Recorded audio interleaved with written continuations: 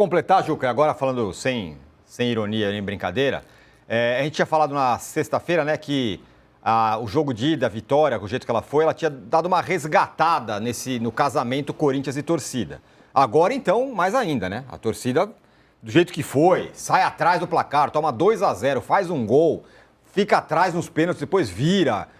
Fez tudo, né, o Corinthians. Nesse aspecto, aliás, foi muito parecido também com o que aconteceu com o Vasco, né? Porque também esteve atrás e acabou ganhando nos pênaltis. De fato. Agora, lembremos, também, como o Mauro disse em relação a São Januário, né? Que São Januário não é garantia de nada, o Vasco perdeu até para o Juventude lá. Itaquera também não tem sido. O Corinthians perdeu para o Cruzeiro. Acho que injustamente. Segundo tempo do Corinthians, permitiria ao Corinthians não ter o sofrimento que virou a glória, mas o sofrimento dos pênaltis. Segundo tempo do Corinthians, a partir do momento em que entrou o Ranieri e principalmente entrou o Rodrigo Garro, o Corinthians mudou. Porque no primeiro tempo o Cruzeiro podia ter liquidado a decisão, a semifinal. Tamanha foi a superioridade do Cruzeiro. O Corinthians jogou em Itaquera como a gente esperava que fosse jogar no Mineirão, o primeiro tempo, né? Absolutamente na defensiva, jogando por uma bola, dando espaço para o Cruzeiro, levou um baile, na verdade. 1-0 foi de graça, mas depois não. Segundo tempo do Corinthians, 2 bolas na trave. Então, foi aquela tarde do corintiano sofredor. Tarde e noite. Foi, sem dúvida alguma. Merecia melhor sorte, como o Vasco também merecia não ter ido para os pênaltis, porque jogou melhor que o Fluminense o jogo inteiro, com raros momentos em que o Fluminense foi superior. Mas que está feito o liame de novo, evidentemente está feito. E o comportamento da torcida foi belíssimo, né? 2-0 e a torcida não parou de cantar, não parou de incentivar, levou o time à frente. E quando essas coisas acontecem, fica difícil realmente ganhar do Corinthians, ou eliminar o Corinthians. Mas eu chamo atenção para isso. Acabaram se classificando os 2 times de maiores massas, de maiores vínculos com suas massas, e ganharam de 2 times que lhes são superiores, muito porque me parece que tanto o Cruzeiro quanto o Fluminense, apesar do que havia acontecido no primeiro jogo, não acreditaram que pudesse acontecer de novo no segundo, que as camisas fossem jogar tanto. E jogaram. Jogaram impulsionadas pela massa, pelas 2 massas, a do Corinthians e a do Vasco, que outra vez foi comovente e outra vez foi maior que a do Fluminense. Então, também é uma boa lição, que nem sempre o time mais talentoso, o time mais técnico, o time mais organizado vai ganhar de um time que, além de ter, obviamente, as suas qualidades, tem o mérito de botar o coração na ponta da chuteira. Isso ainda faz diferença. Eu vou relativizar um pouco. Vou entrar no... Não vou no tatiquês, mas vou relativizar a camisa e a massa do Corinthians e do Vasco, né? Eu vou citar que o Cruzeiro teve um match point nos pés do Gabigol, em Itaquera. E o Vasco perdeu o jogo, não fez o gol no Fluminense, o Verratti perdeu o gol, perdeu o pênalti. Vamos lá, se a gente estivesse aqui hoje, depois da disputa de pênaltis, com a vantagem construída por Corinthians e Vasco na partida de ida, falando da eliminação dos dois, e a camisa dos dois, perdendo a segunda partida em casa, ou, no caso do Vasco, em campo neutro, eu não vi heroísmo nenhum. Na verdade, eu vi no confronto Corinthians e Cruzeiro uma situação. O Cruzeiro era bem superior em relação ao time que eles tiveram no Brasileirão, aos times que eles tiveram no Brasileirão, à distância. Agora, para a segunda partida, você viu o Cruzeiro sem o Lucas Romero, perdendo o jogador machucado no primeiro tempo. O Corinthians inteiro, o Corinthians tinha mais condição de ganhar, não só pelo resultado de ida. O time do Corinthians em campo no segundo jogo era melhor que o do Cruzeiro. E idem o do Vasco em relação ao Fluminense.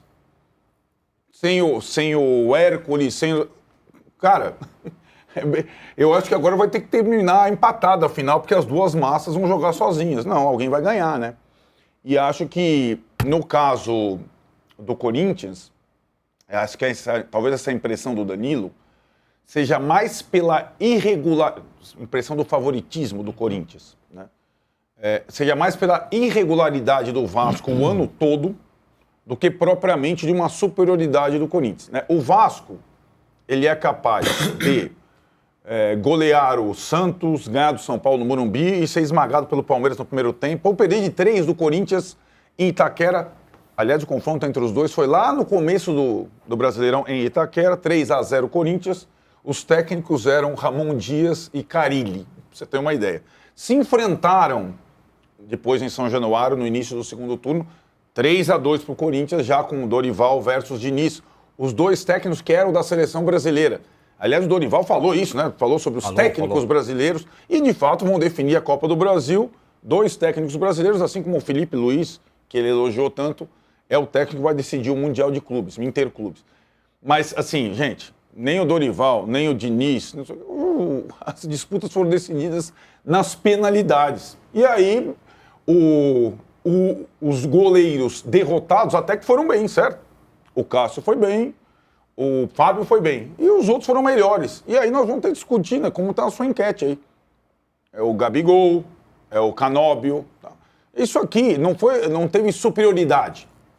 E, para mim, o favoritismo dos dois na partida de volta não foi visto em campo, nem do Corinthians e nem do Vasco.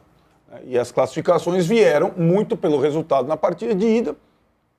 E o que me coloca agora numa suposição, eu acho que o Vasco e talvez o Diniz têm um desafio próprio de autoestima e de reverter essa expectativa de o time mais irregular do país numa decisão. Não é difícil, não é tão difícil o Vasco jogar 2 partidas bem seguidamente, esse ano todo. É muito difícil. É difícil.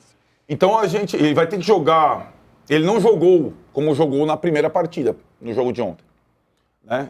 No Maracanã. E agora ele tem 2 partidas finais para provar que ele pode ser um time de mata-mata, de resistência, de estratégia, diante de um Corinthians que a gente conhece mais, né? Esse é mais ou menos o time do Dorival. Aliás, o Dorival é assim, né? É o tal do técnico de Copas, que está indo já para mais uma decisão agora pelo 3º clube diferente. É isso que você falou do pênalti, né? Rapidinho, só para aproveitar o gancho dele, que ele falou do match point, estava com o Gabigol.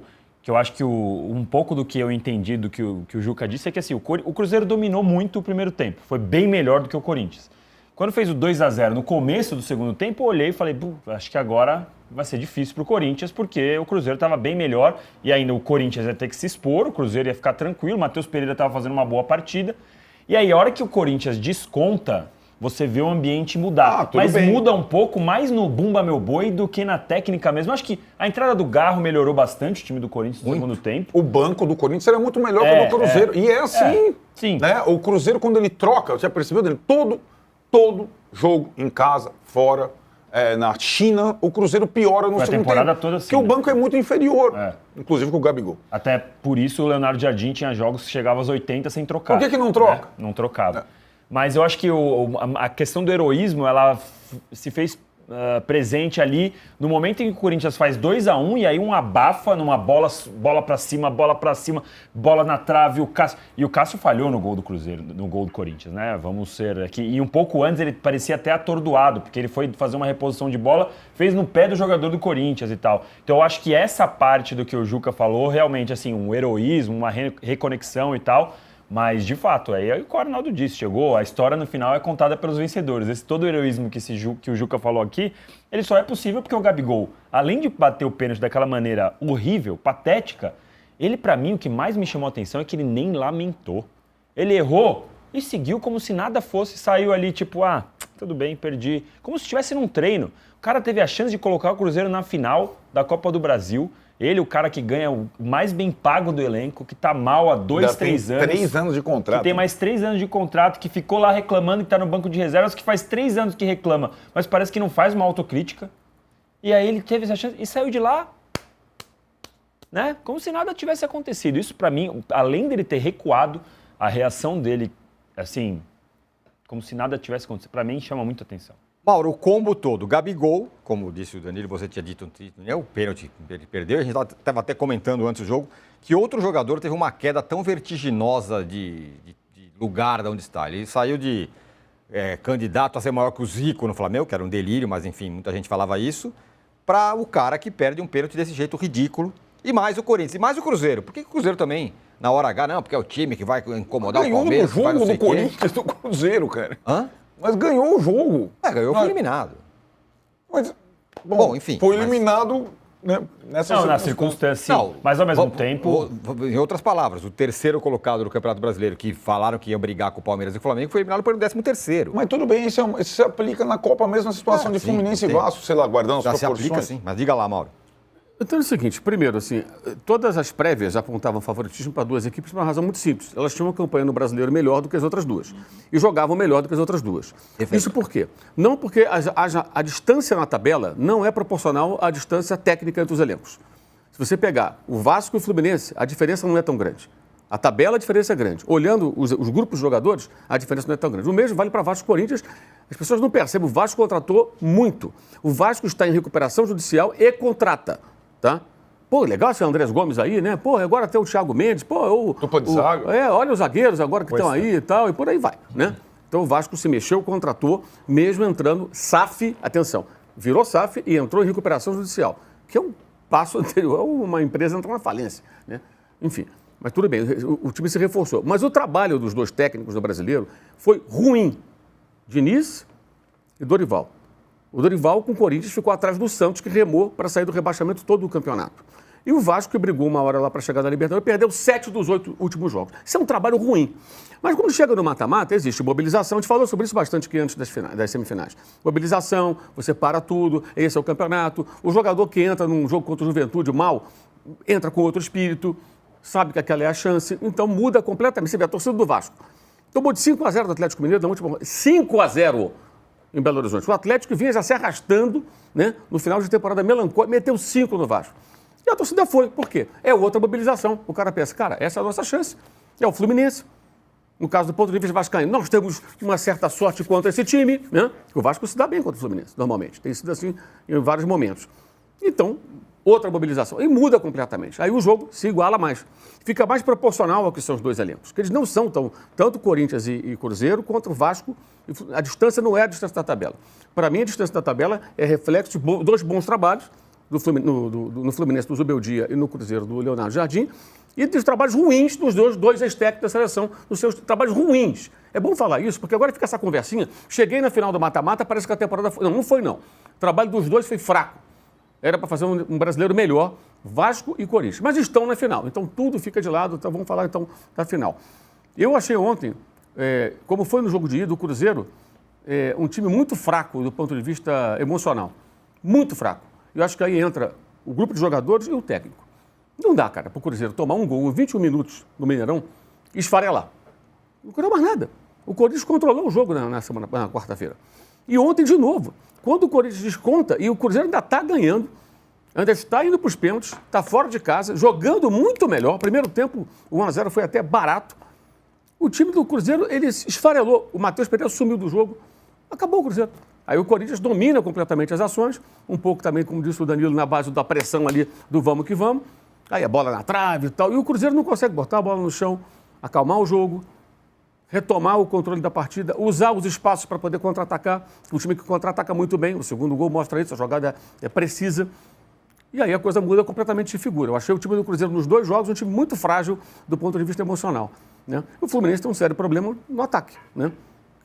Até quase que o Everaldo fez o gol, né? Ele chuta, a bola vai na entrada e sobra o gol contra do PH. Mas tem esse crônico problema no ataque do Fluminense que eu acho que prejudicou muito o time nesses dois jogos. Mas eu acho que, assim, ficar agora os dois técnicos, ou sei lá mais quem, exaltando o trabalho dos dois, porque chegaram numa final, cara, o mata-mata é assim. O Crystal Palace ganhou do Manchester City a Copa da Inglaterra, né? Pô, e quantas histórias a gente tem aí de mata-mata com o time mais fraco vencendo, ou o time não tão bem treinado. Agora vamos fazer a final, né? Eu acho que é bem parelho, assim, pelo que os dois times são. A minha dúvida é como o Vasco vai se comportar fora de casa no primeiro jogo. Acho que esse é o grande desafio do Vasco. Conseguir jogar bem em Itaquera. Normalmente não acontece, mas como é outra competição, outra mobilização, pode ser que o Vasco consiga se organizar bem. Acho que esse é o grande desafio do Vasco. O Corinthians já sabe mais ou menos como vai ser. A gente tem uma ideia mais clara, né, do comportamento da equipe, como ela reage e tudo mais. Mas o Campeonato Brasileiro, eu acho que ele apontou uma diferença que não existe entre os elencos. Tá? O Vasco se reforçou muito e o time do Corinthians não é um elenco ruim, não. Vamos com calma. É caro e tem bons jogadores, subaproveitados durante o Brasileirão, mas que pode produzir mais, como produziu ontem, no momento que o Cruzeiro mostrou ser um time meio banana, sabe? Um time meio modo banana. Tomou o gol, assim, acabou o Cruzeiro. Isso é um negócio... Tem o Gabriel? Tem, mas não é só o Gabriel. Dava para o Cruzeiro resolver o jogo nos 90 minutos. Teve tudo para fazer isso. O Gabriel é um capítulo à parte, né, gente? O Gabriel, pelo amor de Deus, né? O Gabriel é autocrítica zero. Esse rapaz ficou na reserva 2 anos do Flamengo e em nenhum momento ele deu um sinal de que, cara, eu não estou bem, eu preciso melhorar. Não. Em momento algum. Vamos lembrar o desfecho dele no Flamengo.